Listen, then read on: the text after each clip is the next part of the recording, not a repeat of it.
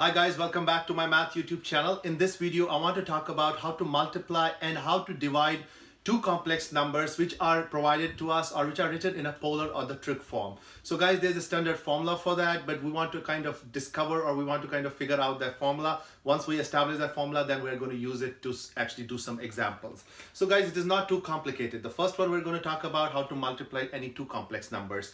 In order to do that, let us start by writing two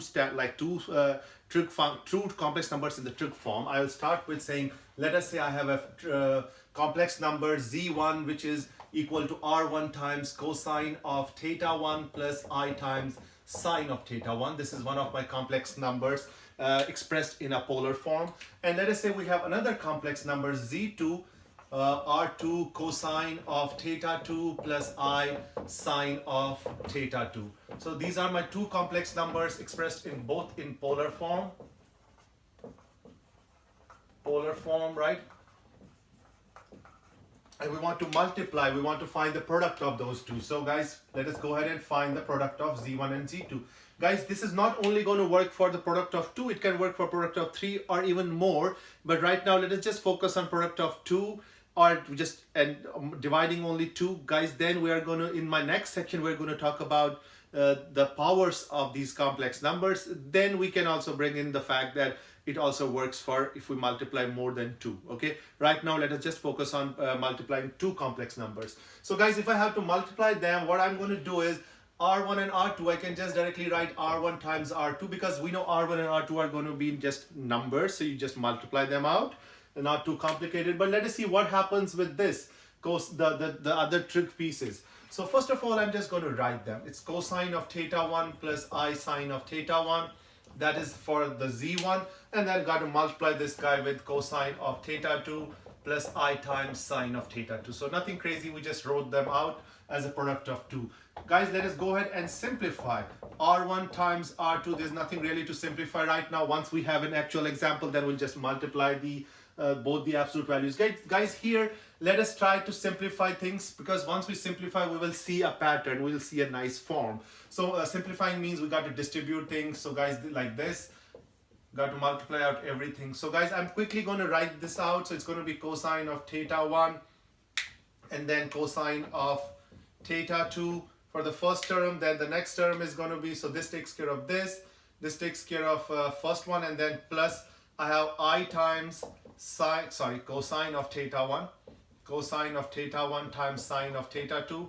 That takes care of the cosine. Then let us go up to the second piece, I sine theta. So it's going to be plus I sine theta 1 cosine theta 2, right? This times this, and the last term will be plus I will be I square, and I square is, we know I square is simply -1. That is something we already know. I square is -1, so it will be -1 sine times sine theta 1 sine theta 2. Close the parentheses. I just distributed everything out, and then guys, z1 times z2 is r1 times r2, right? r1 times r2, and now let us do some rearranging. Guys, I can rearrange this. I'm just going to write the cosine theta 1 cosine theta 2. I'm not going to change that, and then I'm going to bring this next to it, because we are trying to break it down as a real and an imaginary part. So this is real, this is also real. It does not have any I with it, so it's negative sine theta 1 sine theta 2. So guys, I just grouped these two together, and then I'm going to group these two which have i's together, which have the imaginary pieces together. So what I'm going to do is I'm going to just take out I as a common factor, and then let us see what is left inside the parentheses. I'm going to rearrange a little bit. I'm going to say sine theta 1 cosine theta 2, and then plus, then I'm going to write this term, plus sine theta 2 cosine theta 1. I'm just rearranging. It's a product, so we are allowed to rearrange. Okay, guys, this, I should also close this other parentheses. Guys, let us look at this carefully. I think I need to get rid of some of the stuff here. Probably I'm going to get rid of this step, so we can finally see a pattern, or we can see the formula here. Guys, if I look at this carefully, let me first rewrite z1 times z2 equals to r1 times r2. This is just rewriting stuff. Guys, if I look at this guy right here, this is same as cosine of the difference, not the difference, the cosine of the sum, theta 1 plus theta 2. You can go back to your formula sheet and check the formula for the cosine of the sum. So these two terms can be replaced by cosine of the sum theta 1 plus theta 2. And then guys, if I look at the, so let me plus, there's an I here. And then if I look at this, guys, sine theta 1 cosine theta 2 plus sine theta 2 cosine theta 1. Again, if I look back into the formula sheet, this is the sine of the sum, sine of theta 1 plus theta 2. So instead of writing these two terms, we can just simply write sine of theta 1 plus theta 2. And guys, this is the nice and easy form for finding the product of two complex numbers. If I have more than two, then guys, it's going to be theta 1 plus theta 2 plus theta 3, so on and so forth. But guys, this is not too complicated to see what happens when we take the product of two complex numbers. Here, I tried to actually verify this, that the product of two complex numbers is same as multiplying their absolute values and then basically adding the angles, theta 1 plus theta 2, in both here as well as here. So guys, this is how we multiply two complex numbers which are provided to us in a trig or a polar form.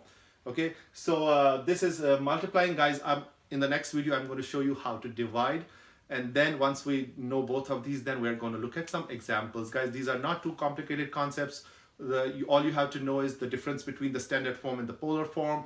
And then you also have to bring in sometimes, like in this case, we had to bring in those formulas, those rules from the formula sheet. Okay, guys, I'll see you next time.